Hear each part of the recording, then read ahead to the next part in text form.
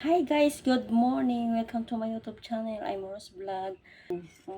Ngayong umaga, ayan, hindi na ako nagkape kasi hindi ako makakatulog sa umaga. Yung mainit ko nga kape, nilalagyan ko po siya ng gloves. Yan po iniinom ko tuwing umaga. Ginger lemon. Yan, ginger lemon juice. Tapos nahaluan ko siya ng orange. Ngayong umaga guys, pumunta na naman ako sa aking garden, nanguha ako ng gulay kasi wala kaming gulay. Ayan, nanguha po ako ng alugbati po yan. Ayan, tingnan nyo guys, isang planggana na. Ang dami na siya.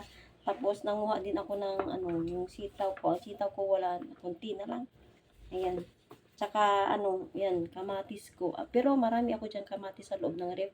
Kumbaga sinusunod ko lang siya pagkuha, pag hinog na yung mga kamatis ko doon. Yan. Sinusunod ko lang. Yan. Tapos na guys, nagluluto ako ng tofu. Ito ay itlog. Yan. Pina-fried ko lang po yung yung tofu. Yan yung tofu na sa pares tanghalian namin. Ito naman guys ay yung sabaw namin. Ito siya ay puti na ampalaya. Nilagyan ko lang siya dalawang pirasong buto-buto ng manok. Tapos nilagyan ko siya ng yung pinya para hindi siya maging sobrang pait. Yan.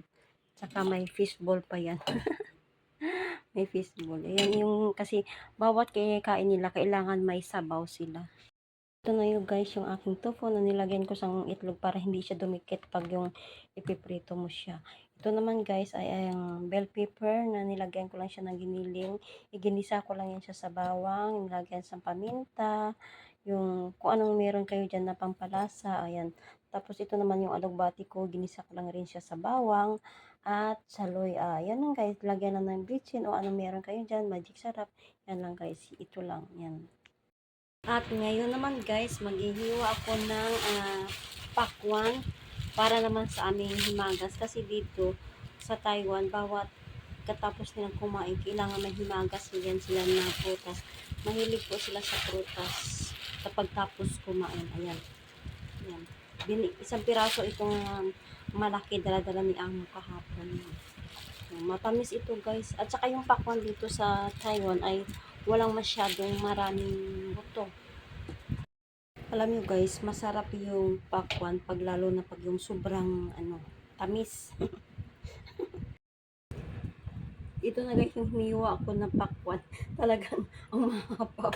Itong yellow na to ay kahapon lang ito naman siya at binigay naman to na hipag ng amo ko. Ito po yung himagas namin